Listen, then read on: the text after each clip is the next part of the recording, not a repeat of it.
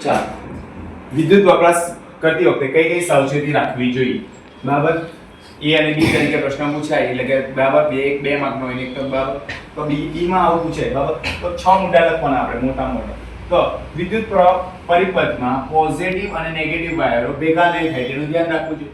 ભેગા થાય તો આપણે આગળ જોઈએ. આગલા મુદ્દામાં શું શોર્ટ સર્કિટ થાય એટલે આગ લાગે. તો કોઈ પણ દિવસ આ બે વાયર ભેગા નહીં થાય તેનું ધ્યાન રાખવું જોઈએ. બીજું, અવાહક પડ તૂટ્યું હોય કોઈ વાયરનું બરાબર કે તૂટી નહીં જાય તેનું ધ્યાન રાખવું જોઈએ. તો તૂટે તો રિપ્લેસ કરવા જોઈએ વાયર બરાબર, અથવા કઈ સેલ ટેપ લગાવવો જોઈએ. પણ તેવી સેલ ટેપ બરાબર પછી સારી સેલ ટેપ મારે તે નહીં ચાલે બરાબર. પછી પરિપથમાં દરેક વાયરનું જોડાણ મજબૂતીથી કરવું બરાબર. પછી જોડાણ ઢીલું હોય ને પેલા બે વાયર ભેગા થઈ જાય પછી આગ લાગે ને શોર્ટ સર્કિટ થાય બરાબર. એટલે મજબૂતીથી જોડાણ કરવું જોઈએ. દરેક વિદ્યુત ઉપકરણને અર્થિંગ વાયર સાથે જોડેલું રાખવું જોઈએ.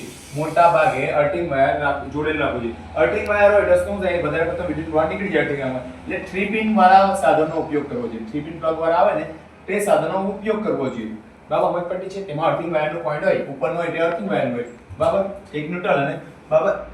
ચાલો, સ્વિચ પ્લગ કે સર્કિટ બરાબર સોકેટ ને વિના હાથે અડકવું જોઈએ નહીં.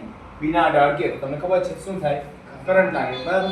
બીજું, એસી મેઇન્સ વોલ્ટેજ બરાબર એટલે કે બરાબર એની સાથે કામ કરતી વખતે હાથમાં રબરના મોજા કે બરાબર રબરના બૂટ પહેરવા જોઈએ. તમે જો ઇલેક્ટ્રિશિયન ચડે પર થાંભલા ઉપર એટલે બરાબર રબરના મોજા અથવા પગમાં બરાબર સ્લીપર પહેરેલી હોય રબર વાળી, અથવા એસી મેઇન્સ સાથે જ્યારે વધારે પડતા વિદ્યુત ઉપકરણો જોડવા નહીં બરાબર. એક સાથે વધારે ઉપકરણો એકમાં જોડવા નહીં. ઓવરલોડિંગને કારણે શું થાય, ગરમ થાય અને બરાબર આગ લાગે.